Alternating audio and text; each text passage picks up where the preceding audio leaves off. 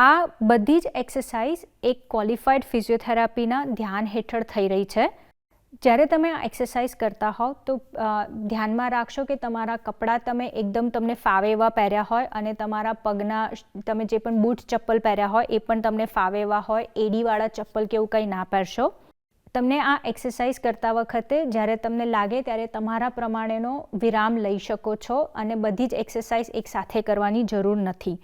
અને તમે ધ્યાનમાં રાખશો કે તમે રેગ્યુલર સમયાંતરે પાણી પીતા રહેશો.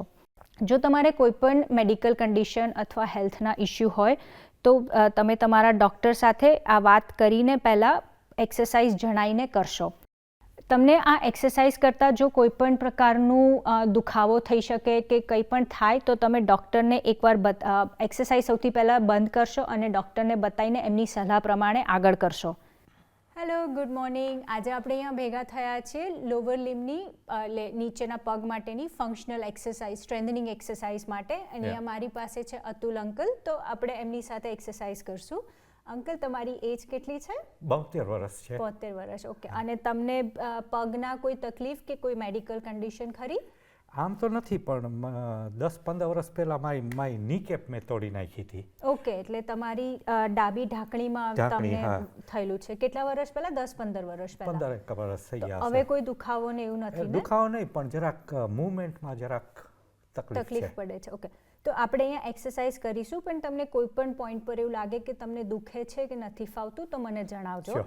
જો તમને પણ એવું કંઈ હોય તો તમે તમારા બોડીને સાંભળો અને એવું લાગે કે દુખે છે તો તમે નંબર ઓફ રેપિટેશન ઘટાડી શકો છો કે વધારી શકો છો. ઓકે, તો આપણે સૌથી પહેલાં ચાલુ કરીશું સિટ ટુ સ્ટેન્ડ માટે, જે બહુ અગત્યની એક્સરસાઇઝ છે તમારા ડે ટુ ડે રૂટીન માટે કે તમારા પગની મસલની સ્ટ્રેન્થ વધારવા માટે, બધા માટે બહુ જ કામની છે. તો સૌથી પહેલાં તમે સરસ થોડા આગળ ચેરમાં આવી જાઓ. બહુ આગળ નહીં, પણ એકદમ અડાડીને પણ નહીં. હા, અને આપણે અહીંયા હાથ વાપરીશું એટલે તમે હાથનો સપોર્ટ લઈ શકો છો. આમાં કયા મસલ્સ વાપરવાના છે? તમારા પગના બધા જ વપરાશે આમાં. હા, એમાં બધું, ઇવન તમારો કોર પણ આમાં વપરાશે, એટલે પેટના પણ વપરાશે. તમે ફીટને generally like normally hip with apart, એટલે ડીસન્ટ 1-8 ફૂટ જેટલા ડિસ્ટન્સથી, અને અહીંયા હાથ પાછળ, અને સ્લોલી સપોર્ટથી તમે એને ઊભા થઈ શકો છો. તો આ આપણે બેસવાથી ઊભા થવાની એક્સરસાઇઝના 10 રિપીટેશન કરીશું. ઓકે, સો 2, ગુડ, 3, 4, 5, 6, 7, 8, 9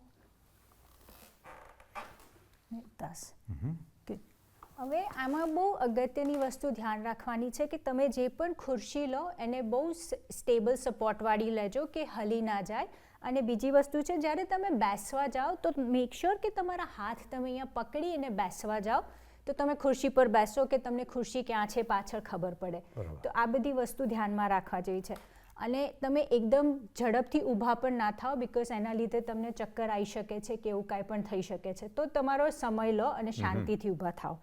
હવે આપણે આની જ વસ્તુને ચેલેન્જ કરવા માટે આપણે પહેલી વારમાં હાથ વાપર્યા, આપણે બીજી વારમાં હાથ વાપર્યા વગર કરશું. તો એવું કરવાથી તમારા પગના મસલને વધારે તમે ચેલેન્જ કરશો. તો તમે હાથને આવી રીતે ક્રોસ રાખી શકો છો. જો તમને આવી રીતે કરવામાં કોઈ તકલીફ હોય તો તમે હાથને સાઈડમાં પણ રાખી શકો છો. તો તમને અહીંયા ફાવે છે ને? બરાબર છે. ઓકે, તો આપણે સેમ વસ્તુ અગેન તમારા ફીટ શોલ્ડર વિથ અપાર્ટ, અને આપણે એને 1, હા, ગુડ, 2, 3, 4, 5, 6, 7, 8, 9, 10. બહુ સરસ.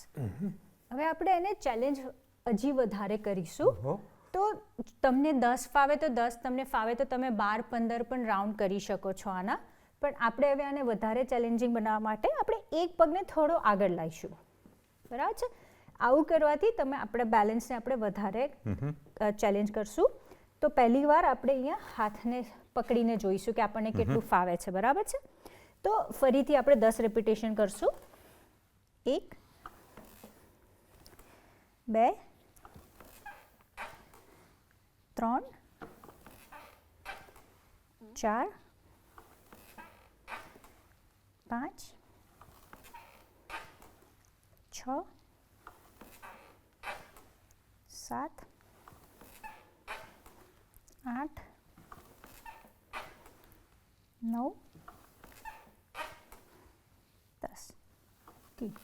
તમને ફરક લાગ્યો? તમે પહેલી વાર 2 પગ સાથે રાખ્યા હતા ને 1 પગ આગળ રાખ્યો એમાં? એટલે આ જરાક ખરાબ ની છે એટલે જરાક તકલીફ લાગી. ઓકે. તો તમને એવું લાગે છે કે તમે એને હાથ વાપર્યા વગર પણ કરી શકશો? I think so. કરી શકશો? ઓકે. તો સેમ એક્સરસાઇઝ, હા કેમ નહીં, સેમ એક્સરસાઇઝ આપણે હાથને અહીંયા રાખીશું અને ફરીથી અહીંયા ના ફાવે તો તમે સાઈડમાં નીચે પણ રાખી શકો છો. ઓકે. 10 કરીશું આપણે. 1 2 3 4 5 6 7 8 9 10. ગુડ. આ પગ તમને ફાવે તો તમે હજુ પણ આગળ લાવી શકો છો. તો હવે આપણે બીજા પગ પરથી ટ્રાય કરશું. તો અગેન થોડા આગળ ચેરમાં આવી જઈએ આપણે. હા, બહુ આગળ પણ નહીં કારણ કે આપણને નીચે પણ નથી પડી જવું. સો જસ્ટ હાફ, અડધે સુધી. ડાબો પગને આપણે આગળ કરીશું. હા, હવે તમે એને બહુ ના ફાવે તો થોડો પણ આગળ લઈ શકો છો, વાંધો નથી, તમને ફાવે એટલું. અને આપણે ફરીથી બંને હાથ વાપરીને પહેલાં ટ્રાય કરીશું અને આપણે એના 10 રેપિટેશન કરશું. 1 2 3 4 5 6 7 8 9 10. ગુડ. હવે સેમ વસ્તુ આપણે ટ્રાય કરીશું પણ હાથ વગર. Okay, ready? 1 2 3 4 5 6 7 8 9 10. કોઈ પણ બેસવાથી ઊભા થવાની એક્સરસાઇઝ તમે જ્યારે કરો તો એમાં અગત્યની બીજી વસ્તુ ધ્યાનમાં રાખવા જેવી છે કે તમને આવી ખુરશી ના હોય તો તમે હાથના સપોર્ટવાળી બી ખુરશી રાખી શકો છો કે તમારા હાથ આવી રીતે હોય તો તમને થોડું વધારે પકડવામાં ફાવશે. અને તમારી ખુરશીની હાઇટ પણ, જેની ઊંચાઈ છે એ પણ બહુ એક અગત્યની વસ્તુ છે. તો જે સારી ઊંચાઈ કહેવાય એમાં તમારા પગમાં 90 ડિગ્રીનો એંગલ પડે તો એ સારી કહેવાય. એટલે તમે એ બી ધ્યાનમાં રાખશો કે તમારી ખુરશી બહુ નીચી કે બહુ ઊંચી પણ ના હોય, નહીંતર એ બી તમને તકલીફ પડી શકે છે. ઓકે. હવે આપણે આને વધારે ચેલેન્જિંગ થોડું બનાવીશું અને આપણે પગની એક્સરસાઇઝ ઊભા કરશું કે જેમાં આપણા બેલેન્સનું બી થોડો રોલ આવશે. તો રેડી છો? ઓકે.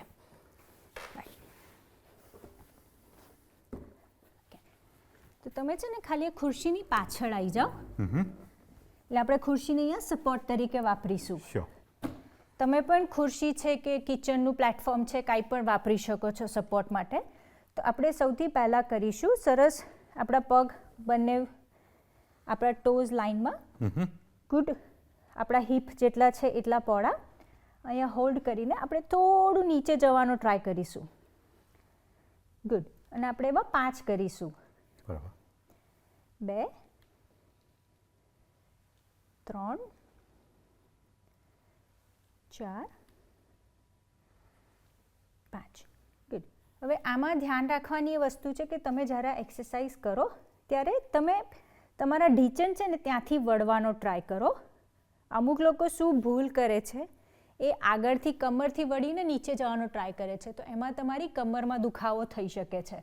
તો આપણો અહીંયા હેતુ છે કે આપણે આપણા પગને સ્ટ્રોંગ બનાવીએ, તો એના માટે ખાલી નીચે જવાનો ટ્રાય કરો. બરાબર છે? બહુ સરસ. ગુડ. હવે આપણે બીજી એક્સરસાઇઝ કરીશું. એના માટે તમે શાંત લાઈક અગેન આવી રીતે બંને પગ, અને આ બાજુ તમે એક બાજુ ચેરને પકડી રાખશો, તમારો જમણો પગ આગળ રાખીને આપણે આવી રીતે નીચે જવાનો ટ્રાય કરશું, તમને જેટલું ફાવે એટલું, અને આપણે એના 5 કરીશું. બરાબર છે? ઓકે. રેડી? યા, પગ આગળ, 1, પાછળ, 2, 3, 4, 5. ગુડ. હવે આપણે સેમ વસ્તુ બીજી બાજુ કરીશું, તો હું તમને ખુરશી આ બાજુ લાવી દઉં. ઓકે. 1,